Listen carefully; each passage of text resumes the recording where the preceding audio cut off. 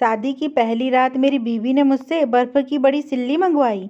मैं बहुत हैरान हुआ, मगर बीवी ने शर्तें रख दी कि जब तक बर्फ़ की सिल्ली पिघल ना जाए आप कमरे में नहीं आ सकते।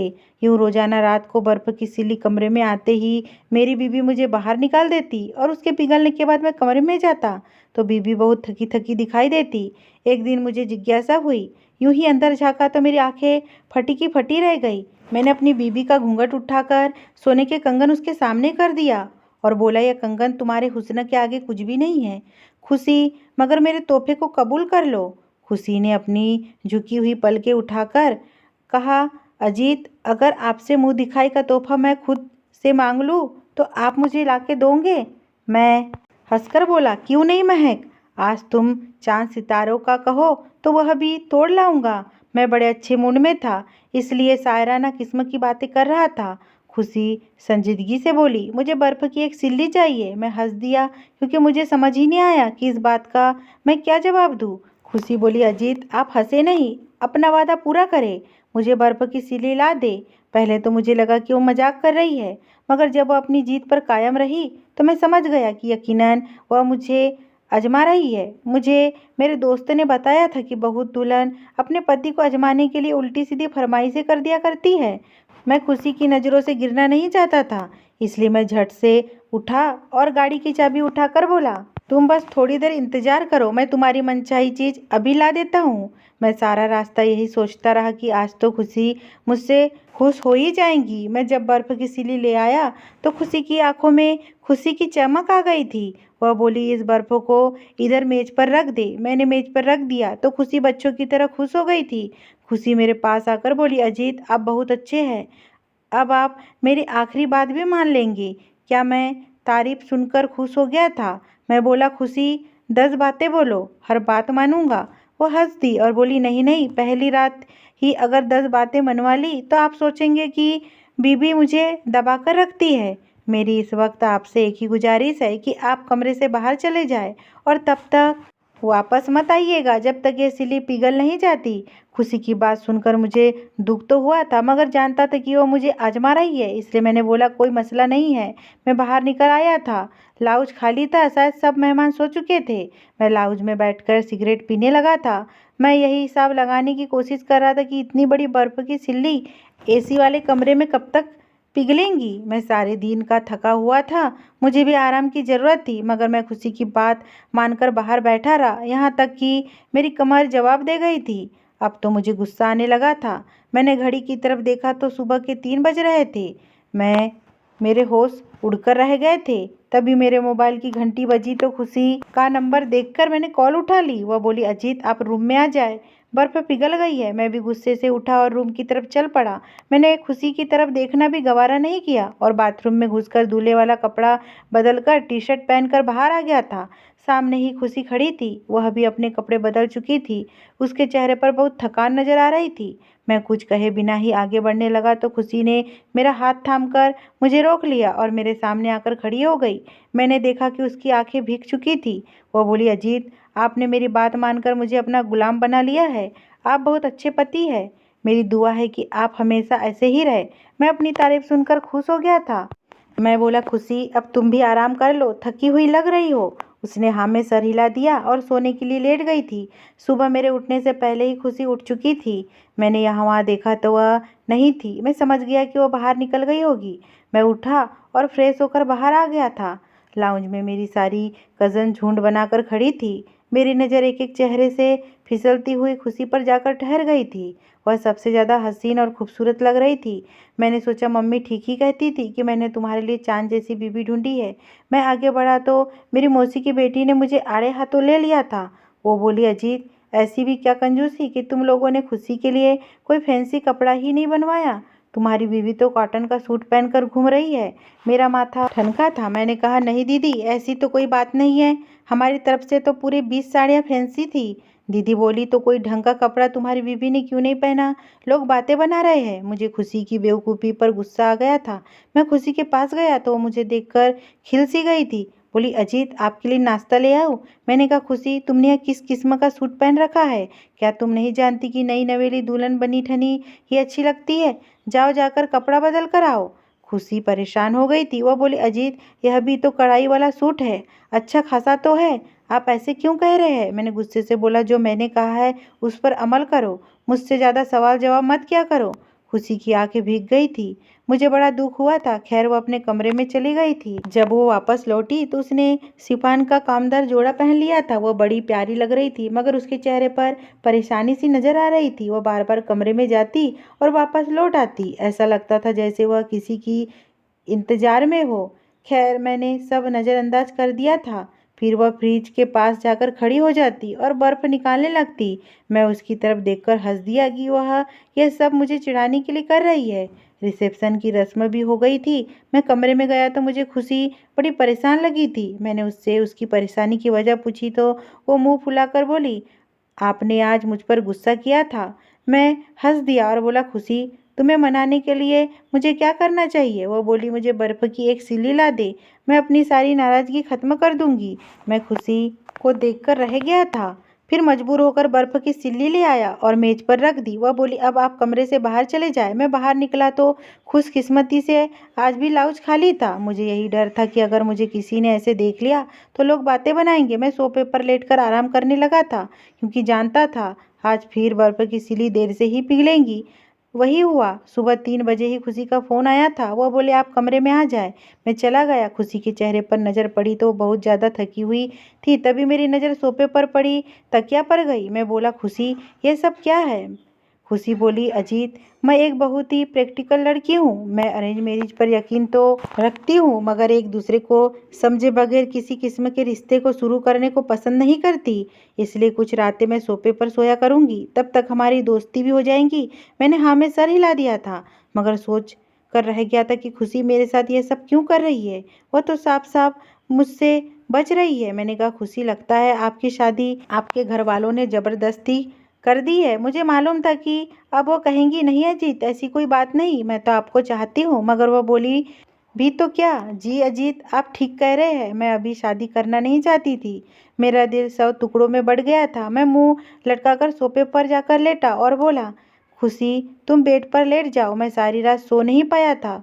यह सोच सोच कर मेरा दिमाग फटने लगा था कि मैं खुशी की ज़िंदगी में एक अनचाहा इंसान हूँ। मुझे ज़बरदस्ती उस पर थोप दिया गया है। अगले रोज़ सारे मेहमान अपने अपने घरों को लौट गए थे। घर में केवल 3 सदस्य ही रह गए थे, मैं, मम्मी और खुशी। घर में इस कदर उदासी रहने लगी थी कि कोई तन्हा नहीं। और फिर मेरे 1 हफ्ते की छुट्टी पूरी हो गई थी, इसलिए मैंने ऑफिस ज्वाइन कर लिया था। पहले रोज़ तो मेरा काम में बिल्कुल भी दिल नहीं लगा, इसलिए मैं जल्दी लौट आया था। तो मम्मी को दुखी सा पाया था। वो बड़ी परेशान सी लग रही थी। मैंने कहा, मम्मी, क्या हुआ है आपको? मम्मी रोने लगी और बोली, अजीत, खुशी का कुछ पता ही नहीं है। वह तुम्हारे जाने के बाद घर से निकल गई थी, मगर अभी तक लौट कर नहीं आई। मोबाइल भी रूम में छोड़ गई है। मुझे अपना सर चकराता हुआ महसूस होने लगा था। दिल में यही ख्याल बार बार आ रहा था कि कहीं वह मुझे छोड़कर तो नहीं चली गई। मैंने मम्मी से खुशी के मायके में भी फ़ोन करवाया था, मगर वह वहाँ पे भी नहीं थी। मैं अब उसे कहाँ ढूंढता? मैं चुप करके वहीं मम्मी के पास ही बैठ गया था। मैंने टीवी लगाकर खुद को सुकून करने की कोशिश की, मगर बार बार ध्यान खुशी की तरफ ही जा रहा था। 2 घंटे गुजरे तो लाउंज में कदमों की आहट होने लगी थी। सामने देखा तो खुशी खड़ी थी। खुशी के चेहरे पर कई रंग आ रहे थे और कई रंग जा रहे थे। सबसे गहरा रंग डर का था। वो बड़ी डरी सी लग रही थी। फिर चेहरे पर झूठ मूठ की मुस्कुराहट सजाकर बोली, अजीत, आप इतनी जल्दी घर कैसे आ गए? मैं अभी थोड़ी देर पहले ही घर से निकली थी। क्यों मम्मी, आप बताइए ना। अजीत को मम्मी ने बेबस से मेरी तरफ देखा और बोली, अजीत बहू आधा घंटा पहले ही गई थी। मैंने भी अनजान बन जाने का नाटक किया था। मैं बोला, खुशी, कहीं जाने से पहले मुझे फ़ोन कर दिया करो, चाहे 10 मिनट के लिए ही क्यों ना जाना हो। वह सर हिलाकर आगे बढ़ गई थी। उसके हाथ में एक थैला था, ना जाने उसमें क्या था। वह लेकर कमरे में चली गई थी। उसके जाने के बाद मैंने कहा, मम्मी, खुशी ये सब क्यों कर रही है? क्या वह किसी और को पसंद करती है? मम्मी गई और बोली, नहीं नहीं बेटा, ऐसी बात दिल में भी मत लाना। खुशी का किरदार बिल्कुल पवित्र है। मैं मम्मी को यह सब तो नहीं बता सकता था कि खुशी मुझे रात भर कमरे से बाहर रखती है, क्योंकि मैं ऐसा मर्द था ही नहीं। मुझे यह बिल्कुल भी पसंद नहीं था कि पति अपनी बीवी की बुराइयां करता फिरे।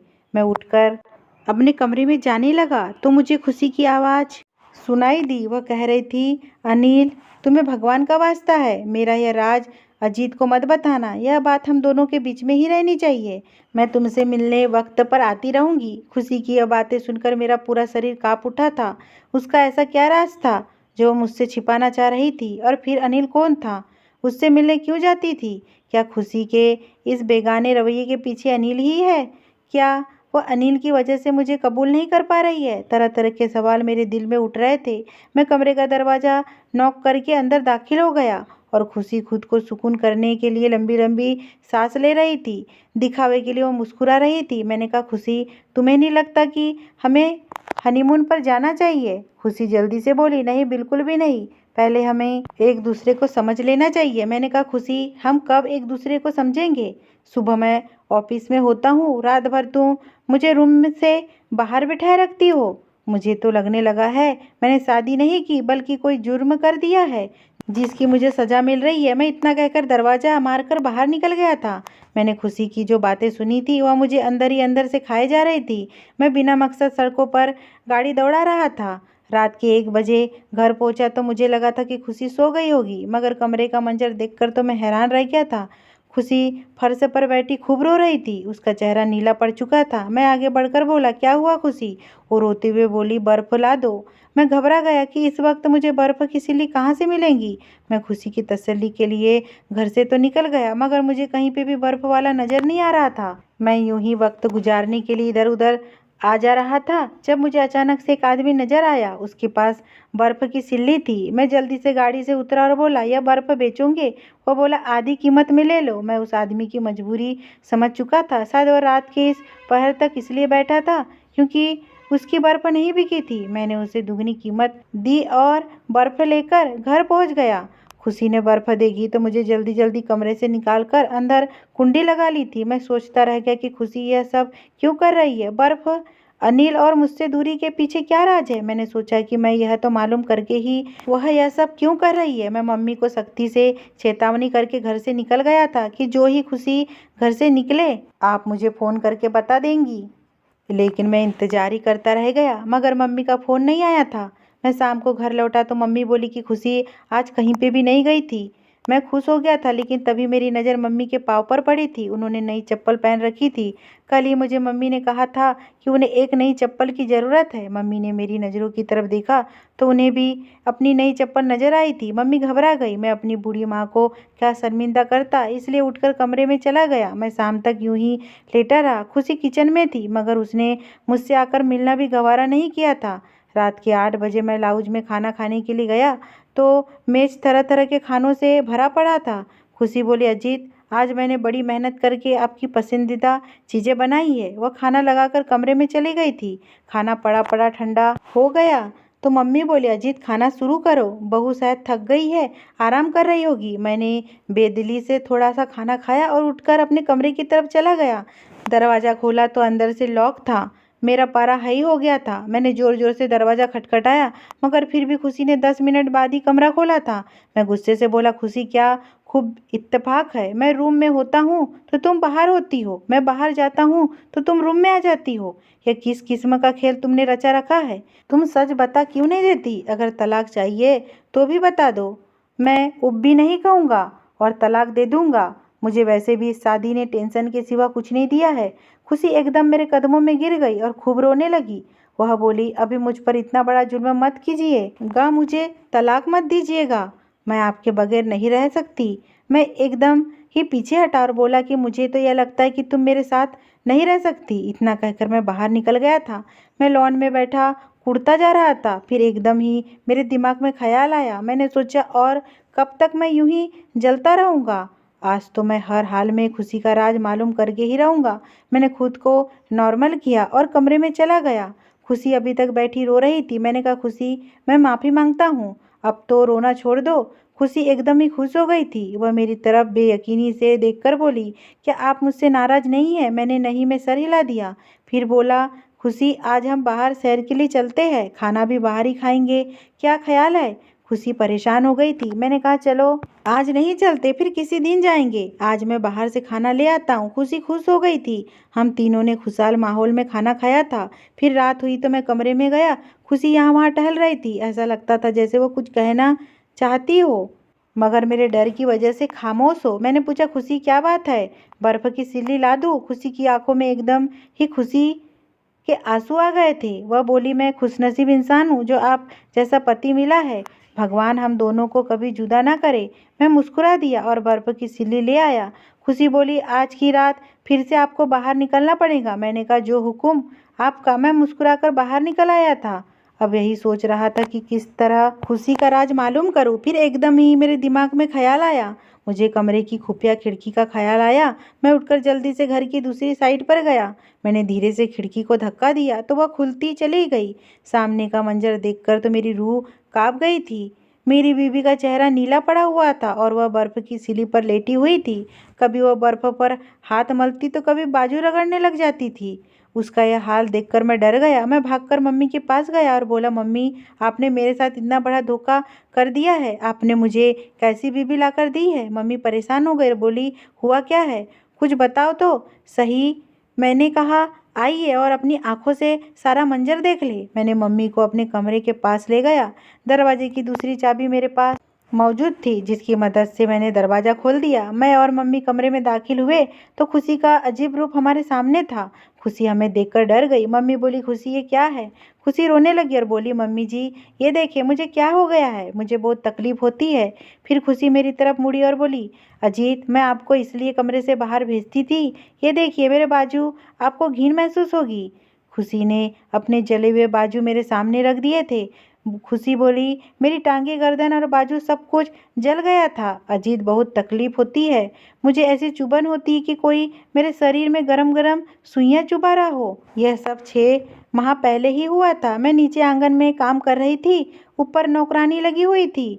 ना जाने उसे क्या हुआ, यह सब कैसे हुआ। उसने हाथ में उबले पानी का भिगोना पकड़ी हुई थी। वह उससे छूट गया और उबला हुआ पानी मेरे शरीर के ऊपर गिर गया। मेरा सारा मांस उतर गया था। डॉक्टर इलाज से भी कोई फर्क नहीं पड़ा। बस इतना हो गया कि दिन अच्छा गुजर जाता। मैं दवा लगाती रहती हूँ। फिर जब फैंसी कपड़े पहन लूँ तब जख्म फिर से जलने लग जाते हैं।